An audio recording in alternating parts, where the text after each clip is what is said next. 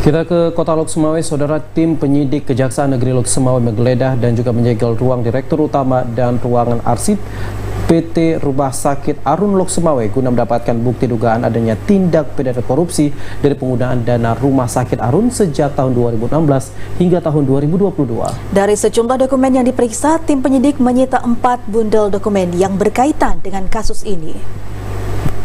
Tim penyidik Kejaksaan Negeri Lok Sumawe menggeledah arsip di ruang Direktur Utama Rumah Sakit Arun. Sejumlah bundel dokumen yang diduga terkait penggunaan keuangan rumah sakit ini dilakukan pemeriksaan dan penyitaan oleh penyidik. Selain ruang direktur, tim penyidik Kejaksaan juga memeriksa sejumlah dokumen di ruang arsip rumah sakit ini. Usai digeledah, pihaknya juga melakukan penyegelan pada ruangan Direktur Utama dan ruang arsip.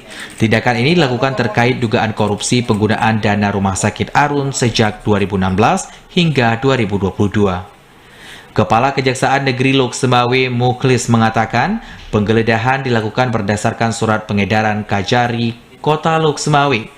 Dalam penggeledahan ini, tim penyidik memeriksa 22 bundel, namun setelah dilakukan pemeriksaan, pihaknya hanya menyita 4 bundel dokumen keuangan.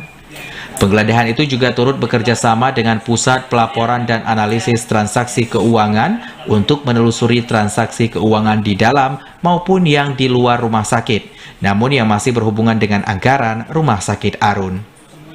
Bahwa kami melakukan penyidikan tidak pidana korupsi penggunaan dana PT Rumah Sakit Arun yang dimulai pada tahun 2015 ya. 2016 sampai sekarang. Dan surat perintah penyidikan saya tanda tangani pada tanggal 2 Januari tahun 2023. Kemudian di samping itu hari ini kami melakukan tindakan hukum, tindakan kepolisian berupa penggeledahan dan penyitaan serta menyegel ruang-ruangan yang memang terkait dengan dokumen yang kami butuhkan.